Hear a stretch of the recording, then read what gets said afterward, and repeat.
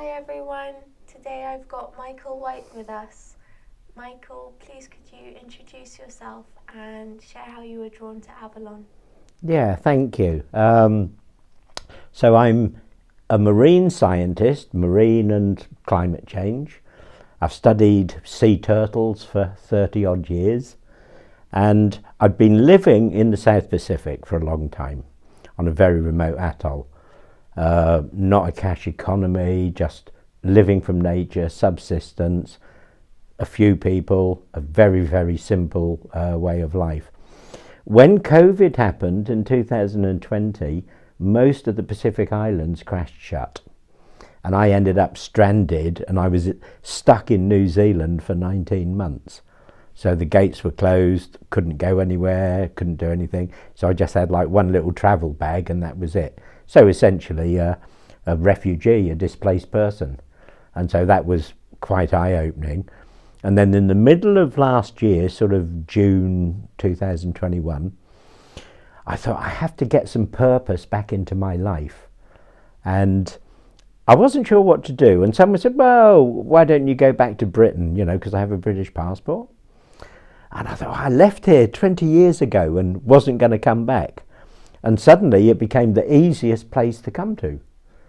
So I looked at the Isles of Scilly first, but couldn't find any accommodation. Looked at Cornwall, same, like sort of that would have been the holiday season for last year, and there was nothing available. And then suddenly Avalon called. And I remembered that about 30 odd years ago, I'd come to Avalon as a place of sanctuary. So a previous part of my life, 25 years long, was ending. So it ended on a particular date. And I was going, wow, what am I going to do? So I came here, and I was staying just up the road here by the church in like a little garden on the back of the car park. And I spent a couple of weeks just going like, what am I going to do with my life? So it really was a place of sanctuary. So here we are now, some 30 odd years later, and something similar is happening again. So another period of life has sort of pretty much ended, and here I am. So certainly it seems that Avalon called, and I just responded. How do you experience and express your spiritual path in Avalon day to day? Okay, so I invented a whole new path to fit this period of time, and essentially it's three main strands. So like the Druidic Arwen, I have one path is the ocean, so the world ocean, and I'm very connected with Blessed Isis on that particular aspect. Another one is nature and the forests, so that is usually Jack in the Green. I'll talk more about that in a moment. And then the third thread is human rights, and so with that it's Blessed Mart, the goddess of truth, justice. So in this lifetime, truth has always been very, very important to me all through my life, and so I find it hard sometimes when other people don't tell the truth, and I'm going like, how can they not? So the bit about the forest in the centre, I bought myself a small woodland, just a couple of acres of woodland over on West Moor, and I'm putting what I feel into that. So I said to the trees, I'm your new companion rather than anything else. And so I spent the early part of this year cleaning all the brambles, all the vines, everything off the trees. They're all overgrown, and now suddenly everything is bursting into life. Flowers, all the rest of it. So although I chose the sort of pan aspect and the Jack in the Green, the male aspect, it felt very strongly that a female aspect would come for that one. And I think that it's going to be Blodeuwedd, who's the flower maiden. So the one that they manufactured from the flowers, oak, broom, meadowsweet and all the others. So it feels like she will be the feminine connection to that woodland, which I'm really happy with as well. So her other aspect is the owl, and so of course owls are very, very important. I used to be quite close to them for some time. So yeah, bringing those three things together, For the ocean, I can work easily online. I'm very knowledgeable about the world ocean. I've travelled far, spent most of my life on, in and by the ocean. And then human rights is something that's become more and more and more important to me. So again, you need the knowledge to be able to sort of understand that, you know, and it's what governments ought to be doing, but they certainly don't. And then also I feel very much that we should just have a single standard for everybody. You know, the same rules apply to everybody.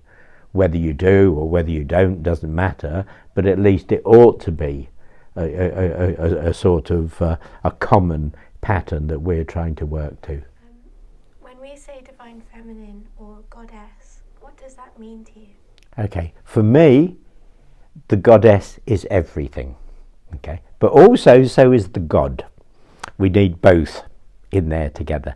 Now, in this lifetime, I've worked mostly with the feminine, with the goddesses of different pantheons, different things. I'll expand on that. So yeah, certainly I've worked very, very comfortably. Probably 90% of the time, 95% of the time has been with the goddess. A small amount has been with Pan, who again, like in some of the wild places, worked very, very comfortably with. So there was a period of time, maybe 30 years, 28 years, something like that, and Sekhmet was a very prominent goddess. So I'd gone down to Luxor in Egypt, gone and visited. I took some of the chalice well water with me and did like sort of gifts at various sacred sites around Egypt as I went. And so she was an amazing entity, being. Hard to know what we ought to call them. And then there'd been a period of time when I was really looking deep within. And so that was a period of time when the other earliest life had ended, that sort of 25-year slot. And I going like, what am I about? And the real looking deep within. And so that time, the best was Hecate, so in the cave, like exploring the sort of depths and the darkness and everything else, in order to be able to come out and build something out in the light. And also at that time was the three Norns, the sisters, so those who measure, cut and apportion fate, for want of another word. So at that time as well, I was doing a lot of runic work, and so that fitted very, very nicely in there. I've always really liked Nut, or Nuit, the sky goddess, and many times in my life I've lived in places where there's no light pollution, so you just have this wonderful starry sky. And I always wondered what would happen if she suddenly stood up. And I just went, wow, whatever, you know. But it was, I sort of had no difficulty at all going like, this is wonderful. So I'll come back to Mart, because as I said, the truth has always been really important to me. So she is the scales as well, you know, not just the goddess of, she is the scales. And so for the ancient Egyptians, it was about weighing the soul, which they said or held was in the heart, against the feather of truth. And it didn't really matter what you did in life. We all do good stuff, we all do bad stuff. But it's like, did you tell the truth? And so if you did, you passed on to whatever the next sort of part of the journey was. If you didn't, you had the beast, the devourer of souls. You know, and I go, well, that must be really, really busy right at the moment.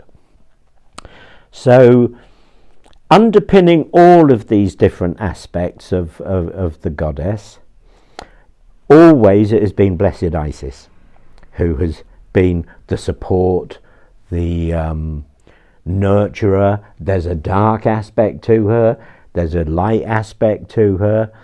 She's the great ocean itself. She was the beginning I certainly believe she will be the end.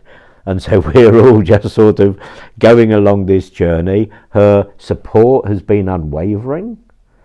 When I went down to Philae, down in the south of Egypt, stepped off the boat to the Temple of Isis there, and this huge winged being just wrapped her arms around me. And I just went like, wow. And so much of the work that I've done since has been on the inner level, but with her. I'm quite happy for it to be on the outer level if I find a suitable human to work with, but would again be in that ISIS role. But yeah, on the inner level, for a while, not regularly, but as it feels right, we do like this sort of earth healing. So we're both standing there, ankhs in our hands, like holding hands. We've each got an ankh, sending this light around the planet, you know, and it's absolutely sort of awesome. Yeah, so that's pretty much where I'm at. This year at the conference, the theme is the Sovereign Lady of Avalon. Mm-hmm. What does the word sovereign mean to you, and how does living in Avalon empower you in your sovereignty? Okay, so for me, sovereignty is we are our own higher selves, our own beings. So normally the way I describe it is we are sovereign unto ourselves. And so with more and more people in Avalon feeling the same way, it is certainly better. So I don't have some king or some pope or something like that above me. I'm the one. Who knows my life better than me? Nobody. You know, even if you have a close partner, they know what you share or what they intuit. So for me, I think it's exciting for Avalon, because I was thinking that as I walked along Magdalen Street this morning, we might be able to somehow bring sovereignty to Avalon. So I thought, oh, we'd had the like Avalon Free State, and I said, do we want to be a state? And then I was going, oh, community. And then the word that sort of jumped out as I was just walking by St Dunstan's house was sovereignty. Something like the sovereign whatever. And so if that's the theme for the Goddess Conference as well, I'm probably right on the sort of mark with what's happening. So it just feels like, yes, we'll try. But yeah, certainly we are sovereign unto ourselves. Thank you so much, Michael. Thank you for your time. Yeah. Thank you for your wisdom. And on behalf of everyone that watches this, thank you for sharing with us. You're welcome, and blessed be. Have a great rest of your day. Thank you.